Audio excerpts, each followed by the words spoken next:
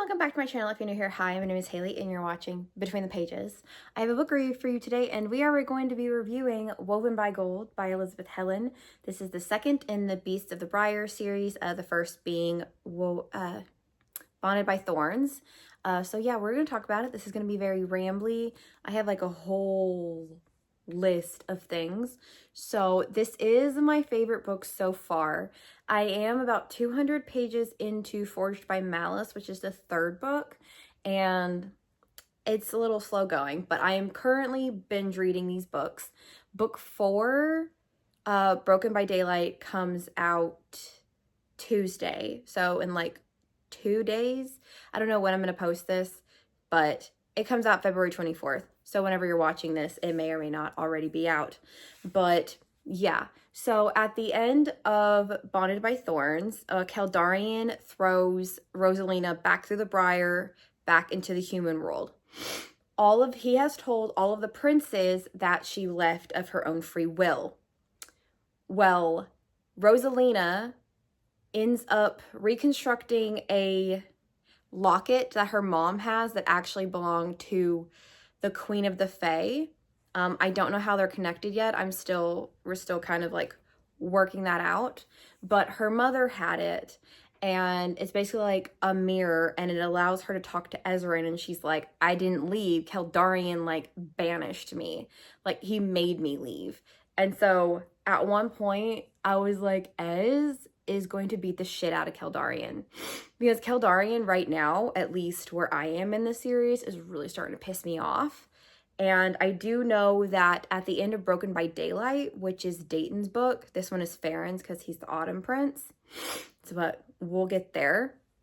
But yeah, like Kaldarian's really starting to piss me off, and I know something happens at the end of Broken by Daylight, and I think it has to do with Kaldarian. So we'll get into that when I get further in this series.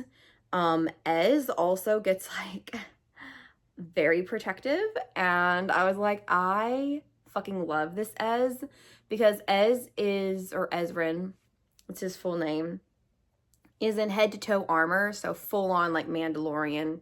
Just think about the Mandalorian.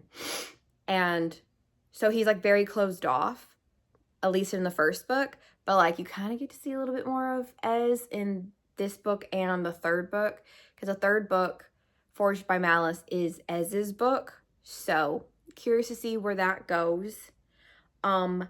At one point, Farron like loses control of his beast because like Lucas, her ex-boyfriend, is like being really rude to her, and so he like completely loses control and like almost kills him, and they end up taking him back to the Enchanted Vale.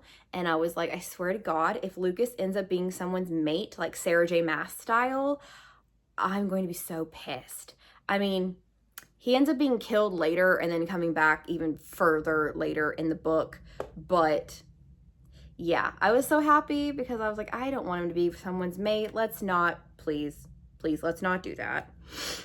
At one point it mentions that Caspian is picking like an invisible piece of lint off his jacket. And if you'll remember from my review of Bonded by Thorns, I mentioned that he's basically Rhys, like he's a Rhys stand-in. So that just further proved my point, because it's mentioned a lot of times in Sarah J. Maas that Rhys picks invisible lint off his jacket.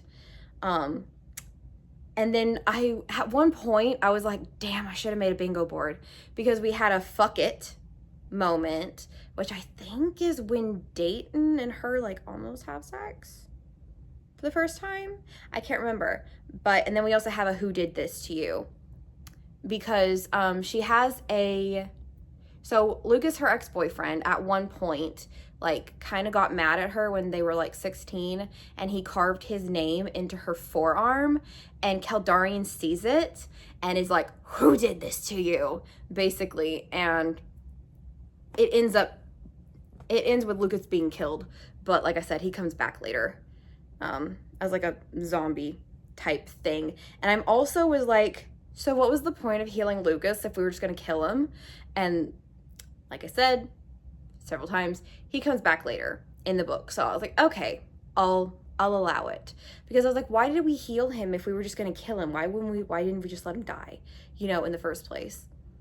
And then it's mentioned that Ezrin makes her a little paper bird and like uses his magic from spring to like make it come to life. And it was just like a really cute moment between her and Ez.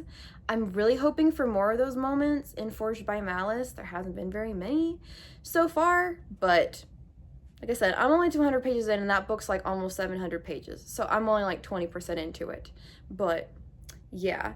At one point, Farron gets like really nerdy, and because he's like the bookish prince, which I think is why he's my favorite prince so far. I really like Dayton also. He's the summer prince, but we'll get to him later in the series or in my review. I don't remember if I mention him. And then Rosalina, I'm pretty sure is like a descendant of the Fae Queen. The theory I'm working on right now is that her mom was the Fae Queen, who like went into the human world, fell in love with Rosalina's dad, and they had her, and then like she went back to the Fae realm because they don't know where she is. And that's kind of like what Rosalina's dad is doing right now. Where I am in this series, he like went off into the Enchanted Vale to like basically go find her mom. And so this is just like a little thing that is further explained in Prince of the Arena, which I'm going to review after this. It's the novella that takes place before Bonded by Thorns, and it's the story of how Farron and Dayton fell in love and everything. And so in the Summer Realm, they have names inspired by Greek and Roman culture because Dayton's full name is Daytonales, which is fucking stupid, by the way. Hate it so much. And then like his oldest brother, who was the former High Prince of Summer, his name was Damocles. I always want to call him Damocles because the way it's spelled, it looks like Damocles, but they pronounce it Damocles. I don't know, that might be the technical Greek pronunciation of it. I'm not sure. And then his little sister is named Delphia. So like Delphia, Delphi, the Oracle of Delphi. So I like that. And then Autumn, they're very clearly Irish inspired or like Irish/Scottish. I'm not entirely sure because I am American, if you couldn't tell. But his father's name is Podrick. His mother's name is Neve, spelled Niamh, so like the Celtic spelling of Neve. And then his other little brother is named Billigan. So they're very obviously like Irish, Scottish inspired names. So I was like, okay, then where do Ezrin and Kaldarian get their names? I haven't quite figured that out yet. I don't know what the etymology is for their names, because Ezrin is from the Spring Court, or Spring Realm, sorry. I keep wanting to call them courts because, you know, Sarah J. Maas. And then Kaldarian is from the Winter Realm. So I'm not sure where they get their names, but I can tell that Elizabeth Helen, which is actually a pair of sisters who wrote this series, like to kind of like group their names based on like what culture that they're using for that certain realm. So I don't know for spring or winter, like I said, what the etymology of their names are. And then at one point they happen across a group of will-o-wisps, and apparently will-o-wisps can like illuminate your mate bond and like help, like basically lead you to your mate. So Rosalina, like obviously she's already bound to Kaldarian, so like, you know, golden thread ties them together, and then it like shoots off into the forest, so she goes running after it. And I was like, don't fucking tell me Caspian is like somewhere in Autumn just hanging out, because mates can hear each other speak in their mind like Daymati style from Sarah J. Maas. But yeah, so I was like, please don't tell me it's Caspian. It's not. It's a bunch of fucking flowers. And they're called like fool's flowers, I believe is what Farron calls them, that they can like trick people into thinking that their mate is at the end of that string, and it ends up just being a flower. And a lot of times it can cause Fae to like completely lose their minds and go mad because they want to find their mate so badly. Mates are actually very, very rare in this series, I know it's mentioned in Sarah J. Maas, like the Maas verse, that it's very rare for people to find their mates, but kind of seems like it's actually not really that rare. It's actually pretty common, seems like, in her universe. And then there is a little moment that it explains why it's called Woven by Gold. So it has to do with the whole flowers, and Keldarian ends up picking up the flowers and putting them each like somewhere on the other princes, and being like, and she's like, I wish we could always stay together, like woven by gold strings or something like that. So that's why it's called Woven by Gold. At one point, I was about to fucking throw this book across the goddamn room, because like she goes into Keldarian's room and they kind of have like a mutual like masturbation scene, and like they get ready to, like, she tries to like come on to him and like basically get him to have sex with her, and he's like, get out. And then she goes to Dayton's room and they're so close. They are so close to having sex. And she says Kel's name, and like Dayton completely takes it out of context and like will not let her explain or anything because he's a dummy. He's still an idiot and forged by malice, to be honest. But yeah, I was like, I really need somebody to give Rosalina what she fucking wants, because at this point I'm about as frustrated as she is, because I'm like, oh my god, like I know that this is Farron's book, and I know that this is a White Shoes, and I know that all 5 of them, including Caspian, are gonna be her mate, and I'm just like, just waiting, kind of like how when we all knew that Reese was Farrah's mate and we were just waiting for it to snap for Farrah. They don't call it snapping in this universe. They call it like awakening, like the bond awakening or whatever. But yeah, it's basically the same thing. It's just different vocab being used in this series, which is fine. Like I'm enjoying the hell out of this series, as you can tell.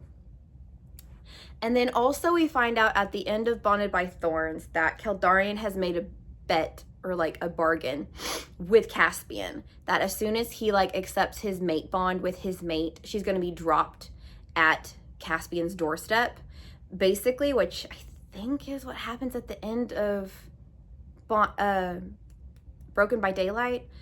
Don't quote me.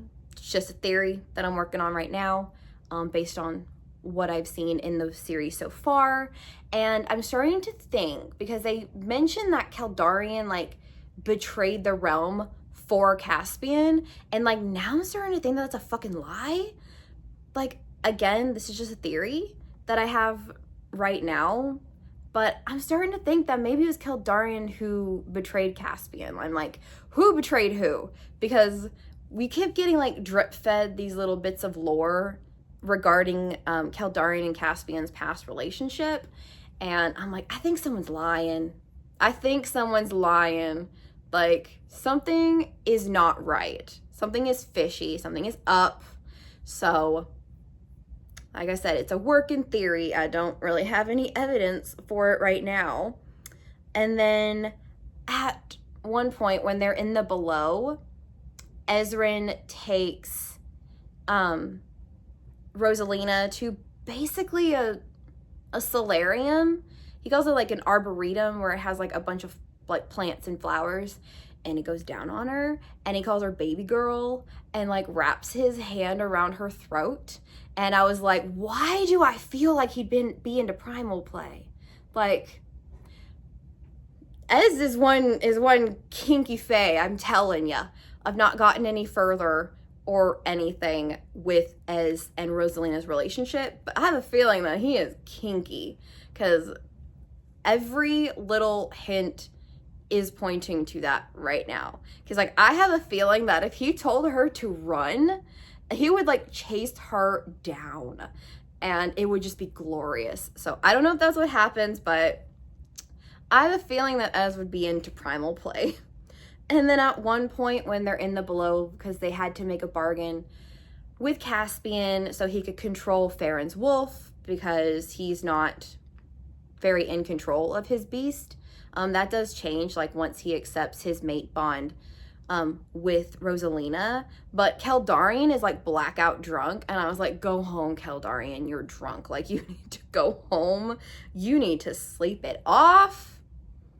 And so, yeah, it was hilarious. Like, it is funny reading and listening to Keldarian be drunk off his ass and everything. I also have a feeling that at one point it's gonna be Keldarian, Ez, and Rosalina, with Rosalina in the middle of them.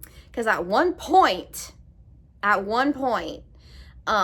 she gets caught kind of like fooling around with Ezran and Dayton while there's, or not Ezran, Farron and Dayton, while they're supposed to be like looking in the forest for something. I don't remember what. They're looking for something. And Dayton starts to like unlaces her bodice, and then Keldarian and Ez find them, and Keldarian is like, for God's sake, like, lace up your bodice. And she's like, why don't you do it? And so he does, and like, she gets really turned on by it. And then Ez walks up behind her and like wraps his hand around her braid and like pulls her head back. And I'm just like, I need a Keldarian Rosalina Ez sandwich at some point.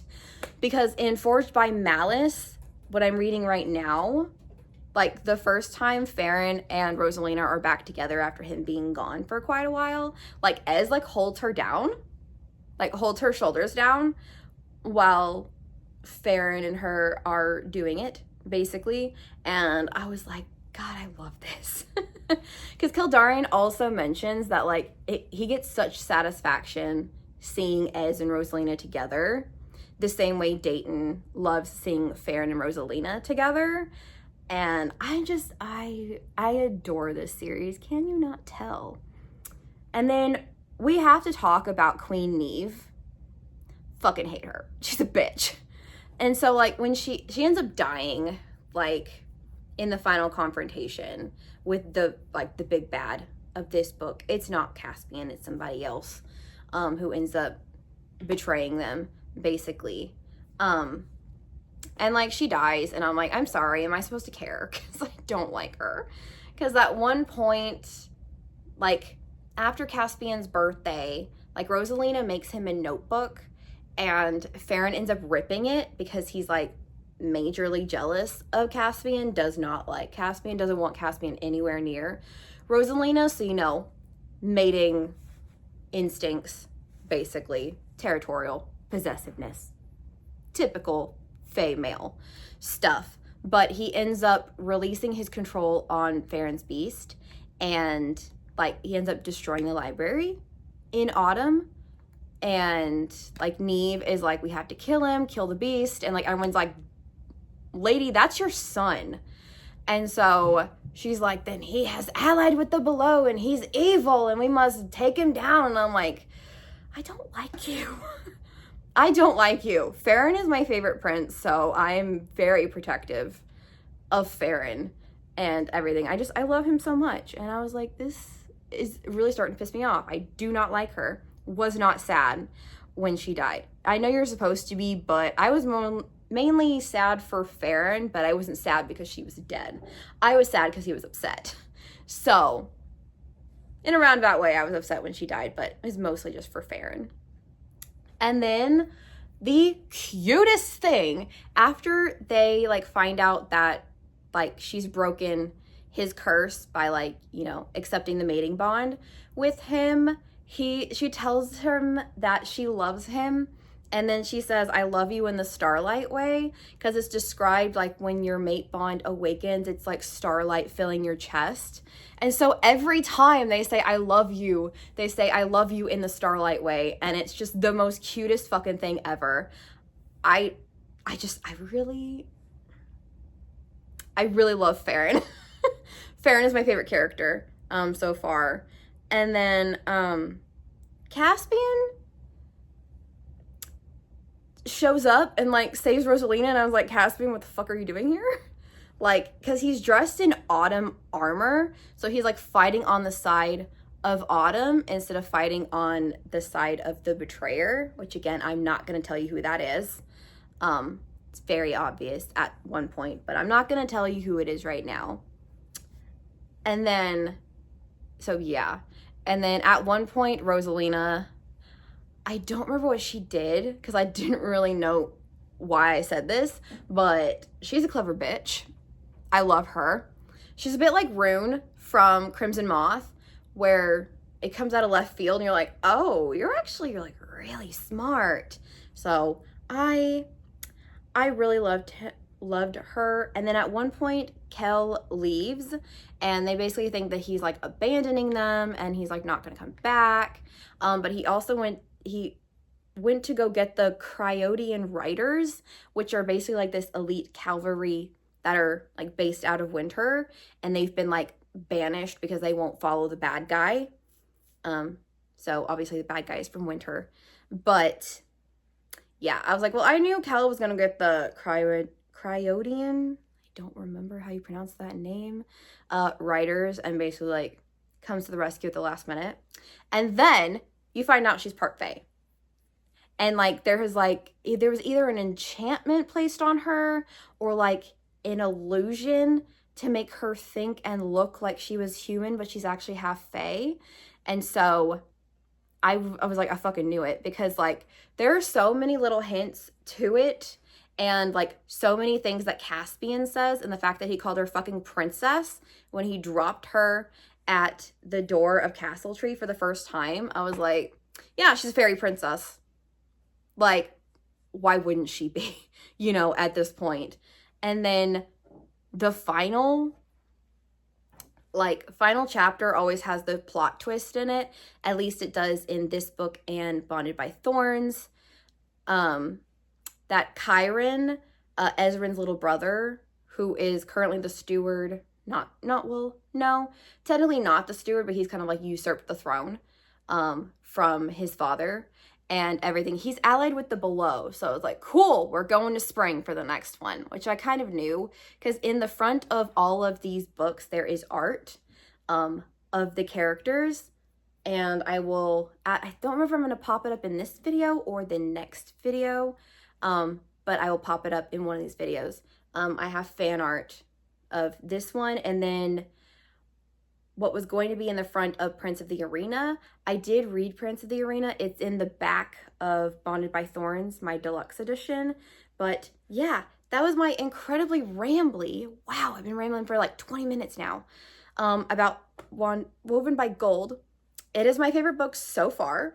That might change when I read Broken by Daylight, which is Dayton's book. The third one is Ezrin's book. This is Farron's book.